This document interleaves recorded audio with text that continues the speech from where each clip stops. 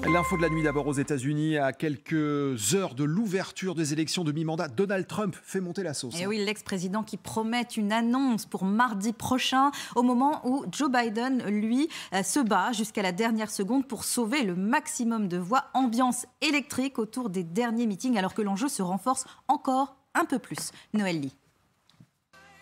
Donald Trump fait monter le suspense jusqu'au bout sur sa potentielle candidature à la Maison-Blanche en 2024. Je vais faire une très grande annonce le mardi 15 novembre à Mar-a-Lago, en Floride. Pour son dernier meeting de campagne avant de cruciales élections de mi-mandat ce mardi, l'ancien président a choisi l'État industriel de l'Ohio. Un affrontement avec Joe Biden par meeting interposé.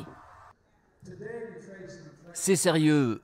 Laissez-moi terminer avec ceci. Aujourd'hui, nous faisons face à un tournant. Nous savons viscéralement que notre démocratie est en danger et nous savons que c'est votre moment pour la défendre. L'actuel président a lui choisi une université noire du Maryland, symbolique. Le démocrate de 79 ans a été élu en grande partie grâce au soutien de la communauté afro-américaine. Soyons clairs, cette élection n'est pas un référendum, c'est un choix. C'est un choix entre deux visions très différentes de l'Amérique. Les élections de mi-mandat renouvellent la Chambre des représentants et un tiers du Sénat. Traditionnellement, le parti de la Maison-Blanche en ressort perdant.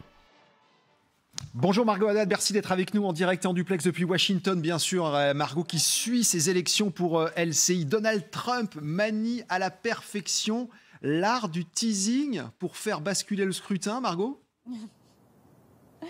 Oui, c'est exactement ça, Stéphane, du teasing. Donald Trump avait fait fuiter l'info à certains journalistes américains qui allaient peut-être annoncer officiellement sa candidature, donc à la présidentielle de 2024. Tout ça à un jour du scrutin des élections de mi-mandat. Eh bien, tous les journalistes étaient à l'affût, mais finalement, ses conseillers lui ont fait comprendre que c'était une mauvaise idée car ça pourrait faire de l'ombre aux candidats au Congrès. Encore une fois, tout n'est que surprise avec Donald Trump, mais dans tous les cas, cette élection de mi-mandat, c'est son match retour. Sa vendetta électorale, il veut montrer que malgré les enquêtes judiciaires, eh bien, il est toujours au cœur de la politique américaine. C'est comme si cette élection, eh bien, c'était une sorte de continuité des élections 2020. Dans ses discours, Donald Trump continue de dire qu'il n'a pas perdu, que son élection lui a été volée. Et les candidats qu'il soutient tiennent les mêmes propos que lui en le défendant corps et âme. Et ce qui est intéressant, c'est que c'est d'ailleurs cette rhétorique qui fait que ces candidats gagnent du terrain dans leurs États respectifs. Et ça montre bien que dans le camp républicain, eh bien, ce sont les Trumpistes qui ont la main mise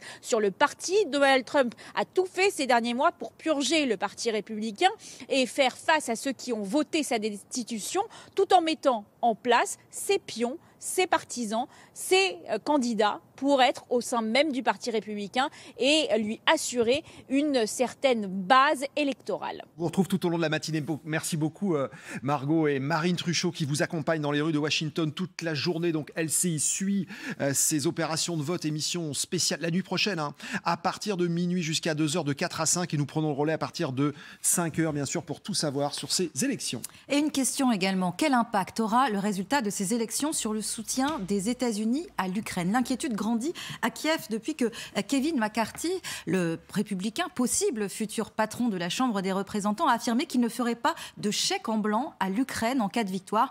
Rien à craindre, selon la Maison-Blanche. Nous sommes convaincus que le soutien des États-Unis à l'Ukraine sera infaillible et inébranlable. C'est ce que nous croyons et c'est comme ça que nous voyons les choses à l'avenir. Les États-Unis continueront à soutenir l'Ukraine dans toute une gamme de domaines, qu'il s'agisse de sécurité, d'assistance économique ou d'assistance en matière de droits humains. Les membres du Congrès, républicains et démocrates, ont été clairs quant à notre soutien durable à l'Ukraine, quel que soit le scénario.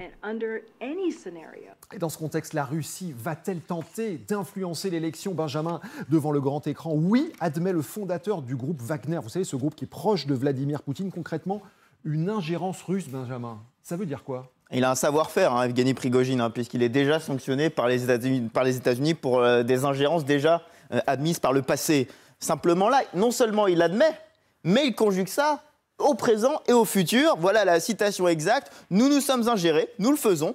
Et allons continuer de le faire avec précaution, précision, de façon chirurgicale, d'une manière qui nous est propre. Alors la manière qui nous est propre, pour Evgeny Prigojine, ça se passe derrière ce bâtiment à Saint-Pétersbourg, c'est l'Internet Research Agency. Qu'est-ce qui se passe là-dedans? Qu'est-ce que c'est que ça? C'est ce qu'on appelle en fait une usine à trolls. C'est que vous avez des gens qui sont payés à passer leur journée à créer des faux comptes sur les réseaux sociaux, à créer des fausses discussions, des faux commentaires, parfois même des faux événements pour discréditer ou valoriser un candidat. Évidemment, c'est ce qui s'est passé en 2016 à la faveur de Donald Trump et au détriment d'Hillary Clinton. Ça, c'est documenté. C'est documenté à la fois par le renseignement et par le rapport Mueller en 2019. Juste quelques chiffres pour vous rendre compte de ce que c'est. 126 millions d'électeurs ont été exposés à tout ça. Vous voyez, Facebook, Instagram, Twitter, à chaque fois, c'est des dizaines de milliers de publications, de faux tweets, de faux comptes. Donc ça, c'est la partie émergée de l'iceberg. Évidemment, il y a eu des accusations de collusion entre Donald Trump et la Russie directement, mais ça n'a jamais été prouvé. Cette déstabilisation